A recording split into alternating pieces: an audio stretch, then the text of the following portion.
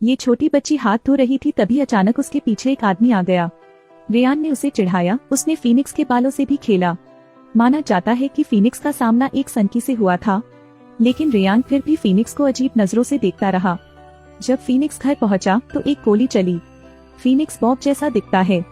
Bob Ryan का अधीनस्थ है, वह फीनिक्स का अपहरण करना चाहता है। जब फीनिक्स घबरा गया तो उसके पिता प्रकट हुए।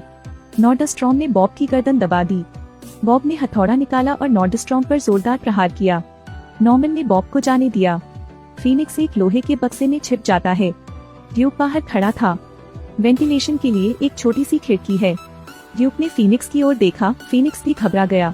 नॉर्मन एक अंधा आदमी है, लेकिन वह बहुत मजबूत है। नॉर्मन ने अपने घाव को चिपकाने के लिए 502 गोंद का उपयोग किया। खून का निशान गोदाम की ओर जाता है और जेरेड सोचता है कि उसे नॉर्मन मिल गया है, लेकिन उस पर दोबारा हमला हुआ और वह जमीन पर गिर गया।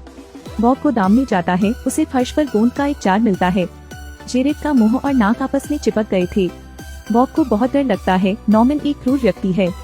जब बॉब ने दीवार पर बैच देखा तो वह समझ गया कि नॉर्मन एक सील है। जेरेड ने एक बोतल तोड़ दी। अपने मुंह पर लगे गोंद को काटने के लिए कांच के टुकड़े का इस्तेमाल किया। कमबख्त मरी हुई सीलें, भाई। नॉर्मन को सामने आने के लिए मजबूर करने के लिए ड्यूक ने उस सुरक्षित जगह को पानी से भर दिया जहां फीनिक्स छिपा हुआ था। उसने फीनिक्स को सिर्फ एक सिर दिखाने दिया। फिर लोहे के बक्से में बिजली का तार भरकर ले आई। ये कारगर है, लेकिन नॉर्मन ने पहले गैस का एक टैंक फेंका। चतुर बकवास। नॉर्मन ने लोहे की छड़ पकड़ी और ड्यूक पर प्रहार किया, लेकिन नॉर्मन पर ड्यूक ने पलटवार किया। ड्यूक ने नॉर्मन को जमीन पर गिरा दिया। जब ड्यूक नॉर्मन को मारने वाला था,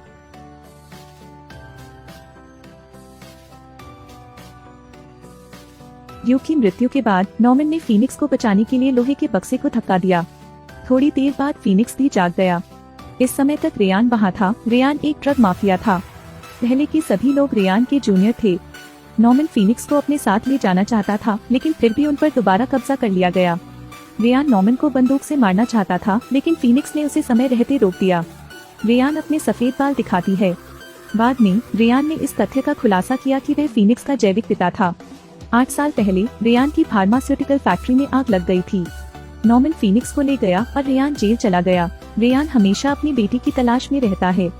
अब जबकि उसे फीनिक्स मिल गया है, नॉर्मन बेकार है। जैसे ही वे नॉर्डस्ट्रॉम को मारने वाले थे, उसने बॉब को नीचे गिरा दिया। वह एक झाड़ी में छिप गया और बिना किसी सुराग के गायब हो गया।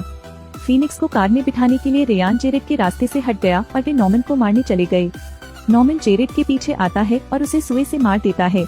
जब रेयान को जेरेड का शव मिला तो वह नॉर्मन की योजना को समझ गया। नॉर्मन एक एक करके लोगों को मारने के लिए अपने परिवार के परिचितों पर भरोसा करना चाहता है। रेयान निश्चित रूप से ऐसा नहीं होने देगा। इसलिए रेयान ने एक क्रूर कुत्ते का इस्तेमाल किया और उसे नॉर्मन के कपड़े सूंघने दिए। उस कुत्ते ने नॉर्मन को ढूंढ लिया और उसका पीछा किया। कुत्ते ने नॉर्मन को अटारी में जाने के लिए मजबूर किया। नॉर्मन ने इसे अवरुद्ध करने के लिए स्प्रिंग बेड का उपयोग किया। नॉर्डस्ट्रॉम कुत्ते को मारना चाहता था, लेकिन वह फिर भी नहीं मार सका, क्योंकि नॉर्मन के पास एक बार एक कुत्ता था। वह उनसे प्यार करता था। नॉर्मन ने कुत्ते को दबाया और कोने में धकेल दिया। फीनिक्स भागना चाहता था, लेकिन रेयान के जूनियर्स ने उसे पकड़ लिया। रेयान अब और इंतजार नहीं करना चाहता था, इसलिए उसने घर को बम से जला दिया। वह नॉर्मन को मरवाना चाहता था, अपने पालतू कुत्ते को भी नहीं। नॉर्मन को खतरे का आभास हो गया था, लेकिन नॉर्मन भाग गया। उसे बंद कुत्ता मिला। उसने कुत्ते को छोड़ दिया। नॉर्मन भी आग से सफलतापूर्वक बच निकला। फीनिक्स को रेयान ने छीन लिया। घर में भी आग लग गई। नॉर्मन हताश था, लेकिन वह सबसे बुरा नहीं था। नॉर्मन एक ऑफ रोड वाहन के लिए पहुंचा। कार में एक शव था। हर्नांडेज उसकी साथी थी। वह उसके और फीनिक्स के लिए बहुत अच्छी थी, लेकिन हर्नांडर को रेलानो ने पकड़ लिया और मार डाला। नॉर्मन इतना क्रोधित हुआ कि उसने अपना शस्त्रागार खोल दिया। नॉर्मन उन सभी दुष्टों को मारने वाला है। रेयान का कुत्ता नॉर्मन को उसके ठिकाने तक ले गया। फीनिक्स रेयान के घर पर है, लेकिन वह रेयान की बातों पर विश्वास नहीं करती। जैसे ही फीनिक्स निकलने वाला था, एक महिला जोसेफिन प्रकट हुई। जोसेफिन एक गाना गाती है जो फीनिक्स की माँ ने उसके लिए गाया था। जोसेफिन फीनिक्स की जैविक माँ है। फीनिक्स बहुत खुश है क्योंकि उसने अपनी माँ को फिर कभी नहीं देखा है, लेकिन फीनिक्स के माता पिता क्रूर हैं। जब जोसेफिन ने दवाई बनाई तो उसे जहर दे दिया गया, इसलिए वह आहत थी। अब उसे हृदय प्रत्यारोपण की जरूरत है। डॉक्टर ने कहा, अगर रक्त रेखा एक जैसी हो तो ही बचने की संभावना अधिक होती है। इसलिए रेयान फीनिक्स को वापस ले गया। वह फीनिक्स का उपयोग करना चाहता था। जब उसने सुनना समाप्त किया तो फीनिक्स बहुत डर गई। फिर वह धीरे धीरे बेहोश हो गई। जूस में नशीला पदार्थ मिला हुआ है। फीनिक्स के जैविक माता पिता बेहद क्रूर हैं। फीनिक्स को ऑपरेटिंग टेबल पर लाया गया। जब डॉक्टर हृदय प्रत्यारोपण सर्जरी करने वाले थे तभी बिजली चली गई। बॉब को पता चला कि किसी ने बिजली का स्विच बंद कर दिया है। जब बॉब स्विच को वापस चालू करने वाला था, नॉर्मन बॉब के पास दिखाई दिया। वे लड़ते हैं। अंधेरे में नॉर्मन का पल्ला भारी रहता है। नॉर्मन उसका पता लगाने के लिए कदमों की आवाज पर भरोसा करता है। एक हथौड़ा फेंकता है जो बॉब को मार देता है। रेयान गुस्से में था। उसने अपने सभी लोगों को नॉर्मन को मारने का आदेश दिया। जब उन्होंने नॉर्मन को जमीन पर पड़ा हुआ पाया, उन सभी ने सोचा कि नॉर्डस्ट्रॉम मर गया है।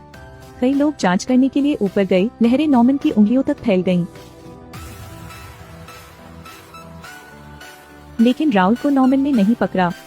अब चूंकि नॉर्मन की बंदूक का गोला बारूद खत्म हो गया था, स्थिति बहुत प्रतिकूल थी। राउल ने नॉर्मन को जाने दिया। रेलंस की क्रूरता उसे अस्वीकार्य बनाती है। बिजली गुल होने के कारण रेयान अपनी पत्नी और बच्चों को लेकर चला गया। अंधेरे में आवाज आई। रेयान ने उस स्थान पर गोली मार दी। रेयान को पता चला कि वह व्यक्ति वही डॉक्टर था जिसने उसकी पत्नी का ऑपरेशन किया था। धुआं बम भी बहुत है।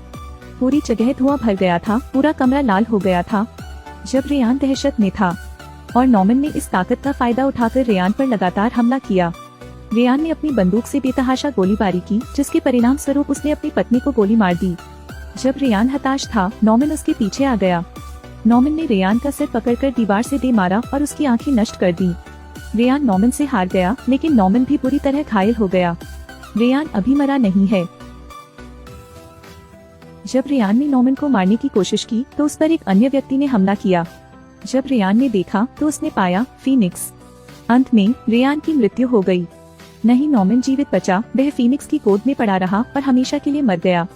लेकिन नॉर्मन के लिए फीनिक्स को बचाना भी खुद को बचाना है।